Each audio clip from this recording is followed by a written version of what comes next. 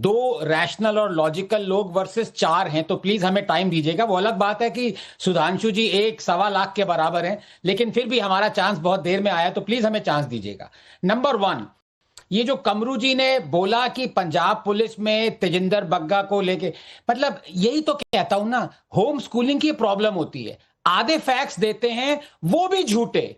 अब कोई इक्विवेलेंस इसमें ड्रॉ कर सकता है कि एक सिटिंग चीफ मिनिस्टर एक क्राइम सीन में घुस गई और क्रूशियल एविडेंस चुरा के ले गई, वर्सेस पंजाब पुलिस आई बिन बुलाए, बिन इन्फॉर्म किए दिल्ली पुलिस को, हरियाणा पुलिस को किडनैप करके ले गई, वहां पे उनको रोकना पड़ा। ये लॉ का 3 लॉज का उल्लंघन था। ये मैटर हाई कोर्ट गया, हाई कोर्ट ने पंजाब पुलिस को फटकारा। अब मैं ये नहीं चाहता कि कमरू जी माफी दें, ये तो इनका रोज का काम है झूठ फैलाना, लेकिन मैं मुद्दे पे आना चाहता हूं। नाविका जी, ये मामला आप भले ही कह दें कि हाँ सुप्रीम कोर्ट ने आज अच्छा किया, लेकिन मुझे माफ कीजिएगा, तो मैं नहीं मानता। थे आप लोग। कमरू जी, मैंने आपको डिस्टर्ब नहीं किया, आप सुन लीजिए प्लीज। मैं इसीलिए कह रहा था कि 2 वर्सेस 4 हैं, सुन लीजिए। नाविका जी, मैं सुप्रीम कोर्ट की रिस्पेक्ट करता हूं, लेकिन आज क्या मैं ये आपसे पूछ सकता हूं, क्या ये उसी देश का सुप्रीम कोर्ट है जिस देश के हम हैं? क्या सुप्रीम कोर्ट ने वो वीडियो नहीं देखा जहां पे ममता जी एक्टिव क्राइम सीन में घुसी, कार से उतर के घुसी लाइव कैमरा पे, और एक क्रूशियल पीस ऑफ एविडेंस ले गई? या वो सिर्फ हमने देखा, या वो डॉक्टर्ड है, या आपने गलत वीडियो दिखाया? क्योंकि अगर सुप्रीम कोर्ट ने देखा तो आज सुप्रीम कोर्ट। कमरुज़्ज़मान चौधरी बीच में नहीं बोलेंगे, मैं आपका फेडर डाउन कर रही हूं। आनंद रंगनाथन जी, आप अपनी बात खत्म करें। ये बिल्कुल, क्योंकि अगर सुप्रीम कोर्ट ने वही देखा जो हमने देखा, तो सुप्रीम कोर्ट ने 2 सवाल क्यों नहीं पूछे? पहला सवाल, वो जो फाइल चुराई गई है हमारी आंखों के सामने, वो फाइल कहां है?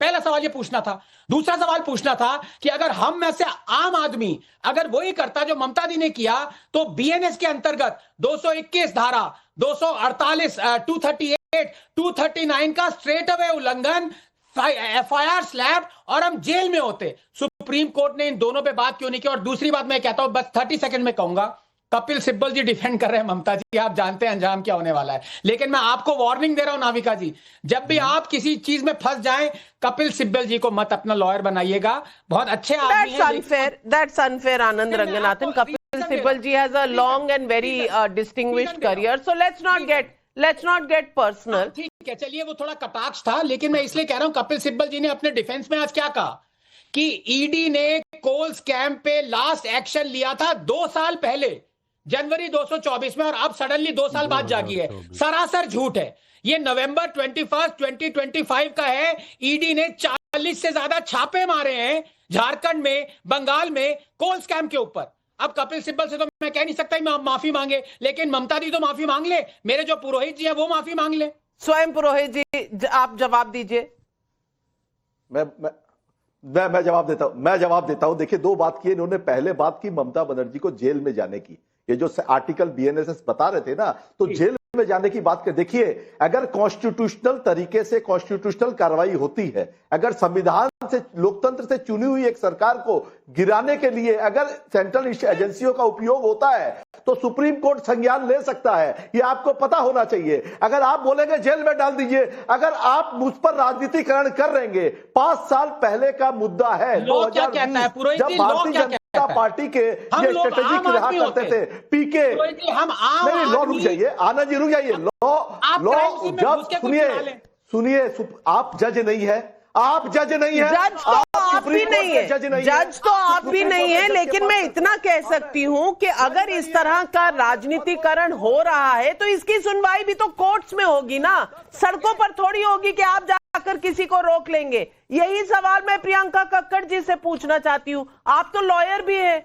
मैं आपसे पूछना चाहती हूं कि इस तरह की एक्टिव रेड, अब आप कहते हैं कि ये पार्शियल है, ये हमेशा राजनीतिकरण होता है, पॉलिटिकली मोटिवेटेड है, ये आपका आरोप अपनी जगह ठीक है, लेकिन जब रेड चल रही है तो आप बीच में जाकर इस तरह से कर सकते हैं जैसे एक मुख्यमंत्री ने कहा, क्योंकि रेड तो केजरीवाल जी पर भी हुई थी, संजय सिंह पर भी हुई थी।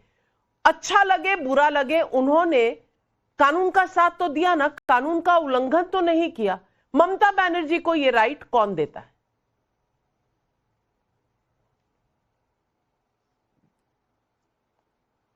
नाविका जी, मुझे 2 मिनट दीजिएगा और मैं आपको बताऊंगी कि ये केस ईडी के 0.1 कन्विक्शन रेट को और नीचे कैसे लेके जाएगा। पहली बात तो ये आपने अरविंद केजरीवाल जी के बारे सही कहा कि अरविंद केजरीवाल जी को अरेस्ट कर लिया गया बिना कानूनी सैंक्शन लिए, उनको जेल में रखा गया इलीगली बिना सैंक्शन लिए। पीएमएलए कोर्ट ने कहा कि ईडी ने द्वेष की भावना से काम किया है। बाकी मैटर्स में सुप्रीम कोर्ट ने कहा कि ईडी ने बंद पिंजरे में तोते की तरह काम किया है। अब क्या है इस केस में भी आप देखेंगे कि whether Mamata Banerjee was right कि वो एक चलती रेड में जो एक इलीगली रेड चलती अनऑथराइज तरीके से रेड हो रही थी, जिसका आज कोर्ट में भी डिस्कशन हुआ कि बिना लोकल पुलिस को सूचित किए ये रेड की जा रही थी और ईडी ऑफिसर्स ने अपनी आइडेंटिटी नहीं बताई थी और रेड चलने के 5 घंटे बाद उन्होंने लोकल पुलिस को सूचित किया था और अपनी रणनीति को प्रोटेक्ट करने के लिए एज अ कन्वीनर वो वहां पर अनआइडेंटिफाइड लोगों को रोकने गई। वेदर दिस वाज राइट और रॉन्ग ये कोर्ट डिसाइड कर रहा है। बट इसमें क्या है, केस 2020 का है। मैंने मीडिया के माध्यम से देखा कि 2020 का केस है। अब 2020 में आईपैक में करता धरता प्रशांत किशोर थे। आप अगर सही अक्यूज नहीं बनाएंगे तो फिर से 0.1% से नीचे कन्विक्शन रेट आएगा आपका। अब प्रशांत किशोर के ऊपर ना रेड हुई ना प्रशांत किशोर जी को अरेस्ट किया गया। तो ये क्या एक और जगह मुझे गाने का मौका मिल रहा है। दोस्त ना रहा प्रशांत किशोर जी तो आपकी भी इलेक्शन स्ट्रैटेजी कर चुके हैं। अब आप चाह रहे हैं कि उन पर आरोप होना चाहिए। सुधांशु त्रिवेदी जी अनऑथराइज्ड रेड कर रही थी ईडी, इसका जवाब दे। और प्रियंका कक्कड़ जी जो कह रही हैं प्रशांत किशोर का सवाल, दोनों का जवाब। मैं नहीं कह रही। जी बिल्कुल जवाब देते हैं। देखिए, अगर रेड अनऑथोराइज्ड होती तो 1 सेकंड में कोर्ट से खारिज हो गई होती, मामला ही खत्म हो जाता। और यहां पर बैठे बुद्धिमान लोग किस प्रकार का तर्क या कुतर्क करते हैं, चाहे प्रियंका जी हो या कमरुज्जमान चौधरी जी, वो कह रहे हैं एक राज्य की पुलिस दूसरे राज्य में जाएगी तो पुलिस को बताएगी नहीं साहब, सेंट्रल एजेंसीज का जो अधिकार क्षेत्र है वो पूरा भारत है, राज्य की पुलिस का सिर्फ अपना राज्य है। यदि वो दूसरे राज्य में जाएगी तो उसे बताना आवश्यक है। और प्रियंका जी वकील ही नहीं, ये बात कैसे आके कह सकती है कि केंद्रीय एजेंसी स्टेट पुलिस को नहीं बताती है, केंद्रीय एजेंसी स्टेट पुलिस को नहीं बताती है। इनकम टैक्स का रेड होता है, अगर जरूरत होती है असिस्टेंट के लिए तो बुलाते, स्टेट पुलिस को बता के नहीं बनाते। इसलिए इस प्रकार के तर्कों से बचना चाहिए। मगर जो प्रशांत किशोर की बात कही उस पर मैं कहना चाहता हूं, इन्होंने बड़ा अच्छा याद दिला दिया कि 2021 में आईपैक ही इनका कार्य कर रही थी। अरे भाई, अपने अपने टर्न पे रहना चाहिए। यहां जब लगा बवाल होने की आशंका है, सिर्फ लॉ एंड ऑर्डर के इशू पे बताना होता है। सिर्फ लॉ एंड ऑर्डर में अगर एडिशनल फोर्स चाहिए तो लोकल पुलिस की जरूरत है, अन्यथा नहीं है। अब अपने अपने टर्न पे बोलिए। अब दूसरी बात कहता हूं, इन्होंने जो बात कही मैं दर्शकों को याद दिलाना चाहता हूं नाविका जी, 2021 में इनके आईपैक के में जब प्रशांत किशोर थे जो मुख्य रणनीतिकार थे ममता जी के, उन्होंने कहा था हमारी गिनती 30 से शुरू होती है, 30% से। सबको पता है 30% मतलब साफ साफ मुस्लिम वोट के लिए, और जो टर्नआउट में अंतर होता है हिंदू और मुस्लिम वोट में वो 30% 35% हो जाता है।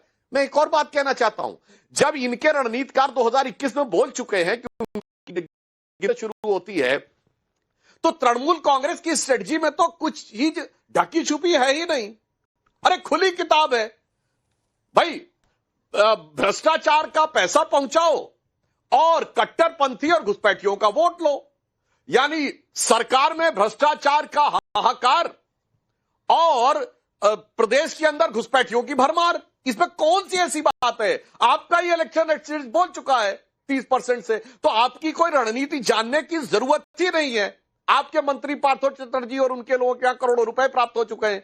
तो भ्रष्टाचार और घुसपैठियों की भरमार बस ये एक रणनीति है, इसमें कोई ऐसी ढकी छुपी चीज है ही नहीं जो किसी को। लेकिन आनंद जी, आपने गौर फरमाया कांग्रेस टीएमसी के खिलाफ बोल रही है, आम आदमी पार्टी प्रशांत किशोर के खिलाफ बोल रही है। मैं सचमुच कह रही हूं, आज की डिबेट का फ्लेवर एक ही गाना है, वो है दोस्त दोस्त ना रहा, और यही गूंज रहा है। पब्लिक सवाल पूछ रही है। सुरेंद्र भगत जयपुर राजस्थान से पूछ रहे हैं, 9 जनवरी को हाईकोर्ट में जिस तरह से भीड़ जमा करने का सुनियोजित प्लान बनाया गया, क्या अराजकता फैलाना चाहती थी टीएमसी? कमलेश सरकार का कोलकाता से सवाल है, केंद्रीय एजेंसियां जब भी कोई जांच करती हैं तो ममता बनर्जी विरोध में क्यों खड़ी हो जाती है? राहुल चौधरी मेरठ यूपी से पूछ रहे हैं, जिस तरह से आज सुप्रीम कोर्ट ने फैसला सुनाया, क्या मोदी विरोधियों का नैरेटिव फिर से जनता के सामने एक्सपोज हो गया? विवेक साइलेंस जी जवाब दीजिए। जनता वही पूछ रही है कि एक सीएम का कानून और आम कानून क्या अलग अलग है? देखिए नाविका जी, मुझे आखिरी में आपने मौका दिया, उम्मीद करता हूं थोड़ा समय देंगी। देखिए पिछले 10 साल से एक पैटर्न जरूर दिख रहा है कि जहां चुनाव होते हैं वहां 2 लोग जरूर पहुंचते हैं, एक ईडी और एक घुसपैठिए। आज तक नहीं समझ में आया, माननीय उच्चतम न्यायालय ने भी इस बात का संज्ञान लिया, आप बताना भूल गई, सुधांशु जी ने भी नहीं बताया इसको कि आखिर उन जगहों पर रेड क्यों पड़ती है उन जहां पर चुनाव होते हैं। इसका भी संज्ञान माननीय उच्चतम न्यायालय ने आज लिया, बिल्कुल जायज है। और ये सारे पैनलिस्ट बोल चुके हैं, 2019 और 20 का केस है, अब 2026 में आ गया, चुनाव के बीच में ये रेड पड़ी, उसका फैसला माननीय उच्चतम न्यायालय करेगा।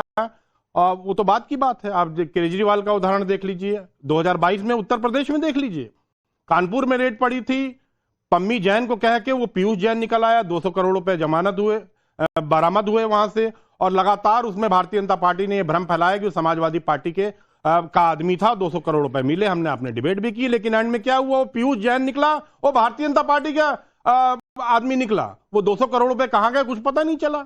आप छत्तीसगढ़ में देखिए क्या हुआ, किस तरह से महादेव ऐप का 5000 करोड़ का घोटाला, 5-5 करोड़ रुपए कार में निकले। आज छत्तीसगढ़ में कोई पूछने वाला है क्या? हेमंत सोरेन जी को 151 दिन आपने जेल में रखा बिना बात के, बाद में कोर्ट ने कहा कि केस ही नहीं बनता है। आज मुंबई में क्या हुआ, पब्लिक लगातार वीडियो बना रही है कि भारतीय जनता पार्टी के लोग किस तरह से वोटर्स के बीच में कैश बांट रहे हैं, चाहे वो मुंबई हो, औरंगाबाद हो, उल्लासनगर हो, नासिक हो, हर जगह से वीडियो आ रहा है। वहां ईडी ने अपनी आंखें बंद करके रखी हुई हैं। और आईपैक ने तो भारतीय जनता पार्टी के लिए भी काम किया है, इसको सुधांशु जी आप क्यों भूल जाते हैं?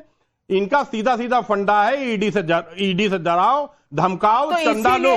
आप चले जाएंगे, ईडी के लोगों का कॉलर पकड़ेंगे और सामान उठाकर चलते बनेंगे, आप यही कह रहे हैं? उसका फैसला माननीय उच्चतम न्यायालय को करने दीजिए, 14 दिन का टाइम दिया गया है। सुधांशु जी बाकी आरोपों पर जवाब दे दीजिए।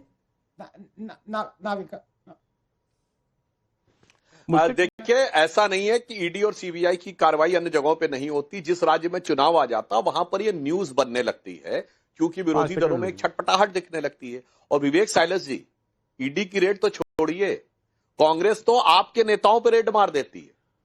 देखिए मैं आपको बोलता हूं कि अभी प्रियंका जी ने कहा कि ईडी जो है ये मोदी जी की बोटी बोटी काट डालूंगा वाला कौन था? इमरान मसूद आपकी पार्टी का नेता था ना। कांग्रेस ने उसको रेड में डाला, अपनी पार्टी में लाया, प्रदेश का उपाध्यक्ष बनाया और अब सांसद बना दिया। भाई साहब ऐसा है, इस बात में तो बात मत समस्या है। और मैं एक और बात कहना चाहता हूं, नाविका जी, देखिए कांग्रेस पार्टी का पश्चिम बंगाल में सीटें हैं 0। मैं अभी दर्शकों से कह रहा हूं, मैंने बिहार के बारे में बताया था कि 2010 के चुनाव में इनकी 4 सीटें, 6% वोट, 231 पे जमानत जब्त थी और हल्ला मचा रहे हैं, चोरी हो गया, चोरी हो गया, चोरी हो गया। मैंने सदन में जिस दिन बोला था उस दिन 34वां दिन था, 33वां दिन था, चुनाव का परिणाम आए। मैंने कहा 45 दिन के अंदर मांगो सीसीटीवी की फुटेज, नहीं मांगी। मगर वास्तविकता यह है, बंगाल में कांग्रेस की 0 सीट है। फिर मैं दर्शकों से कह रहा हूं 0 सीट है और 0 सीट वाला भी हल्ला मचाएगा कि इस साल वोट चोरी हो गया, वोट चोरी हो गया। इसलिए नाविका जी, जो आपने इनके लिए गीत बोला था ना, अरे भाई लगातार मत बोलिए भाई। चलिए, जनता तो सबको एक्सपोज कर। 1 मिनट विवेक साइलेंस जी, अभी यूपी के चुनाव में समय है, लेकिन जनता सबको एक्सपोज करती है समय आने पर। जनता ने एक्सपोज किया, बीजेपी की जगह ज्यादा सीटें उत्तर प्रदेश में आपको दे दी 2024 में। आज कलकत्ता में कौन एक्सपोज हुआ ये दुनिया जानती है। लेकिन पब्लिक के सवाल है। आनंद रंगनाथन जी आ रही हूँ। राम कुमार शर्मा करनाल हरियाणा से पूछ रहे हैं, अगर ममता बनर्जी ने कुछ गलत नहीं किया तो ईडी से डर किस बात का? यही तो बड़ा सवाल है। आनंद प्रकाश कोलकाता से पूछ रहे हैं, ममता बनर्जी खुद प्रेस कॉन्फ्रेंस कर क्यों नहीं बता देती कि उस ग्रीन फाइल में क्या था? क्या टीएमसी प्रवक्ता बताएंगे? पहले आनंद रंगनाथन और फिर पुरोहित जी आपके पास आए। जी थैंक यू नाविका जी। आपका कि देखिए ऑपोजिशन के लिए ये हो गया है दोस्त ना रहा, लेकिन बीजेपी के लिए है दुश्मन ना रहा। ये आधे लोग कहीं बीजेपी में ना आ जाए, इसका खतरा है काफी। पिछली बार 70 लोग गए तो थे, भारतीय जनता पार्टी में 70 लोग गए थे। हाँ हाँ, और यहीं बैठ के आप सरकार भी बनवा रहे थे। आप बनवा रहे थे सरकार भारतीय जनता पार्टी की, लेकिन क्या हुआ?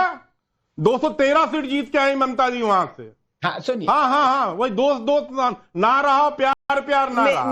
पिछली बार भी यही हो रहा था। नहीं, विवेक साइलेंस जी, जीत हार अपनी जगह है, कानून तोड़ने की बात अलग है। आज की डिबेट कानून तोड़ने पर है। पॉलिटिकल वेंडेटा का कारण लेकर आप कानून अपने हाथ में ले सकते हैं। आज ईडी ने यही सवाल उठाया है, क्या कोर्ट्स भी जंतर मंतर बन जाएंगे? क्या ये देश बनाना रिपब्लिक बन जाएगा? सवाल इस बात का, आनंद रंगनाथन। नहीं देखिए, मैं अब सीधे, क्योंकि मेरे पास ज्यादा टाइम नहीं, इंटरप्ट होने वाला हूं मैं। क्या जैसे विवेक जी जो कह रहे हैं, मैं 15 साल से कह रहा हूं, यूपीए के टाइम से, क्या ईडी केज्ड पैरेट है? हाँ है। क्या ईडी प्रेफरेंशियली ऑपोजिशन लीडर्स पे रेड करती है? हाँ करती है। लेकिन एक बात आप नहीं बता रहे विवेक जी, कि पीएमएलए केसेस में जहां पे एडजुडिकेशन जुडिशरी की तरफ से हो चुका है कि कौन कन्विक्टेड है कौन एक्विटेड है, वहां पे ईडी का कन्विक्शन रेट 98-95% है। आपने गलत कहा। सुनिए विवेक, ना आपने कहा मुझे मेरे पास समय कम है और ये बंगाल का भी मुद्दा है, तो मैं पुरोहित जी भी कहना चाहती हूँ। और पुरोहित जी, आज जनता पूछ रही है ग्रीन फाइल में है क्या? हाँ। क्यों उठाकर चली गई? क्या था उसमें? किस बात का डर है? इसका तो जवाब दे दीजिए। सीधा सा जवाब देना मुझे नहीं, देखिए, आपके चैनल में अभी जब डिबेट हो रही है, अगर कोई प्रवक्ता दूसरे प्रवक्ता को चोर बोलेगा तो आप उससे माफी मंगवाएंगे। मुझे आपकी निष्पक्षता पर विश्वास है, मगर जब देश का प्रधानमंत्री किसी व्यक्ति को चोर बोलता है, सरेआम मंच से हजारों लाखों लोगों की, करोड़ों लोग देखते हैं, और वो व्यक्ति फाइनेंस मिनिस्टर ऑफ महाराष्ट्र बन जाता है, उस व्यक्ति के लिए क्या देश का प्रधानमंत्री माफी मांगेगा? नहीं मांगेगा। आप, यही है पॉलिटिकल वेंडेटा। इसी से समझ में आता है कि चाहे वो महाराष्ट्र हो, सुधांशु जी 30 सेकंड जवाब दे दीजिए।